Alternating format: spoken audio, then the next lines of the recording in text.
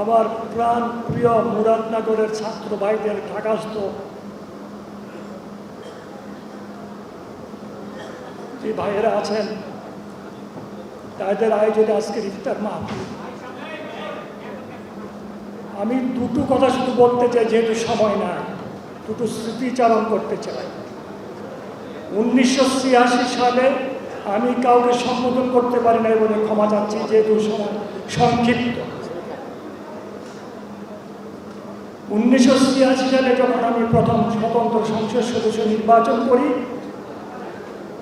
এই পবিত্র বিশ্ববিদ্যালয়ের মাঠে এসে আমার বন্ধু হামিদকে নিয়ে আমি মিটিং করেছিলাম।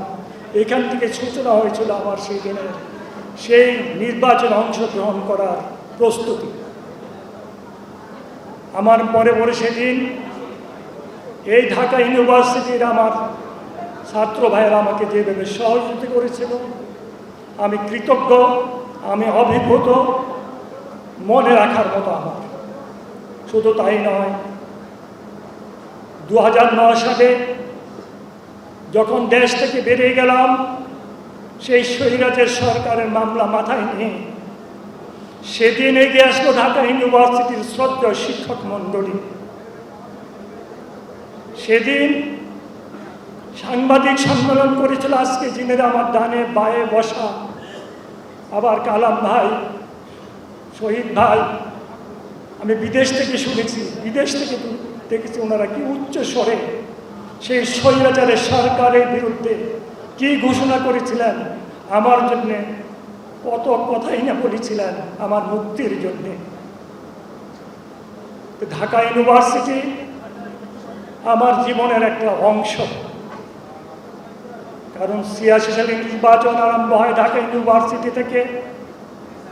দেশ থেকে যখন বেরিয়ে যায় তখন আমার পক্ষে নেমে আছে ঢাকা ইউনিভার্সিটির শব্দ আমার মুরাদনগরস্থ শিক্ষক মণ্ডলী। আমি ওনাদের কাছে কৃতজ্ঞ, আমি অভিভূত। যতদিন বেঁচে থাকবো আমার এগুলি মনে থাকবে।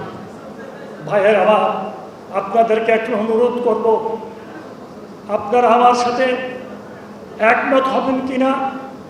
আমরা কি চিন্তা করেছিলাম গত রমজানে, এই রমজানে আপনারা আমাকে নিয়ে এখানে ইফতার করতে পারবেন? কোনোদিন চিন্তা করেছিলাম? আমরা কি চিন্তা করেছিলাম হাসিনা সরকার এইভাবে এই দেশ থেকে বিদায় হবে? আমরা কি চিন্তা করেছিলাম? কে করেছেন? আমার আল্লাহ। যে আল্লাহ আমাদেরকে সুযোগ করে দিয়েছেন, যে আল্লাহ আমাদের প্রতি এত মেহেরবানি করেছেন, সে আল্লাহ শুকরিয়া বাবদ আমরা সবাই একবার সূরা ফাতিহা পড়ি। বিসমিল্লাহির রহমানির রহিম, আলহামদুলিল্লাহি রাব্বিল আলামিন, আর রহমানির রহিম, মালিকি ইয়াউমিদ্দিন, ইয়াকা না'বুদু ওয়া ইয়াকা নাস্তাঈন, ইহদিনাস সিরাতাল মুস্তাকিম, গায়রিল মাগদুবি আলাইহিম ওয়ালাদ-দাল্লিন। আমার আল্লাহ যা চান তাই হয়। যাবজ্জীবন কারাদণ্ড, একটা দস্তখত করতে হয় নাই, কোর্টে গিয়ে হাজিরা দিতে হয় নাই। আল্লাহ কিভাবে আমাকে মুক্ত করেছেন! শুধু মুক্ত করেন, শুধু মুক্তই করেন নাই, ইজ্জত সহকারে দেশে নিয়ে আসতেন এবং ঢাকা ইউনিভার্সিটিতে আজকে ইফতার মাহফিলে যোগদান করার ব্যবস্থা করে দিয়েছেন। আমি যদি আমার আল্লাহর রাস্তায় কোরবানি করে কুচি কুচি করে কেটে বিলাই দেই, আমার আল্লাহ আমাকে শুকরিয়া আদায় হবে না। আমার আল্লাহ যে মেহেরবানি, যে দয়া করেছেন। সুবহানাল্লাহি ওয়া বিহামদিহি, সুবহানাল্লাহিল আযীম। আপনাদের কাছে একটাই অনুরোধ করব, আপনাদেরকে ধৈর্য ধরতে হবে, আপনাদেরকে ধৈর্য ধরতে হবে এবং রাগকে সংবরণ করতে হবে। ইফতারের সময় হয়ে গেছে, আমি আর বক্তব্য বাড়াতে চাই না।